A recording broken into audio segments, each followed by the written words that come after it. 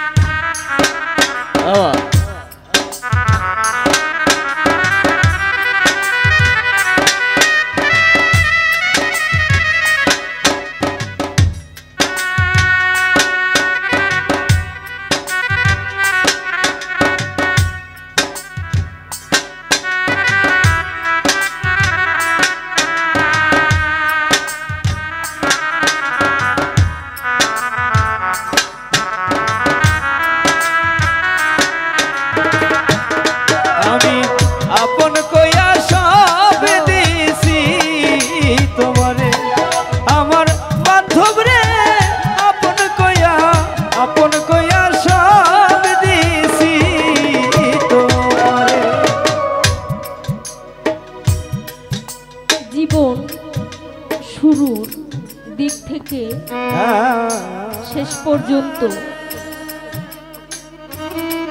কিছুটা সময়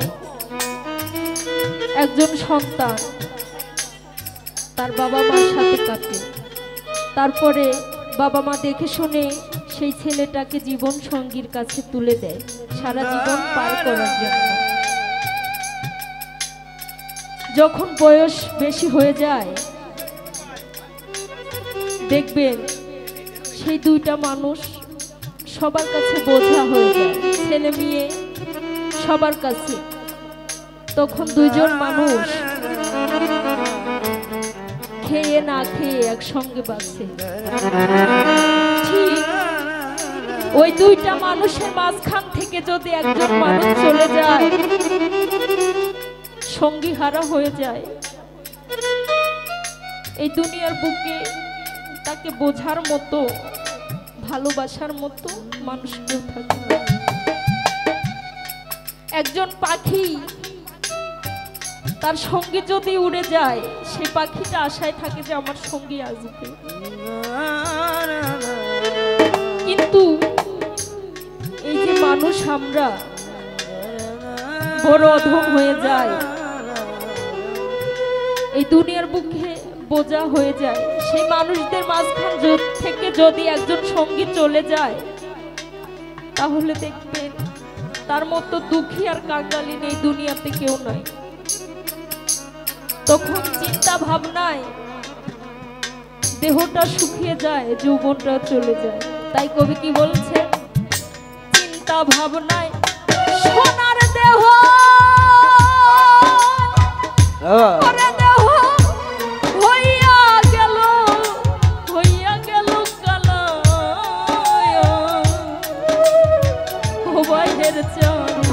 যৌবন শুকাইয়া রে হইছে শুকনা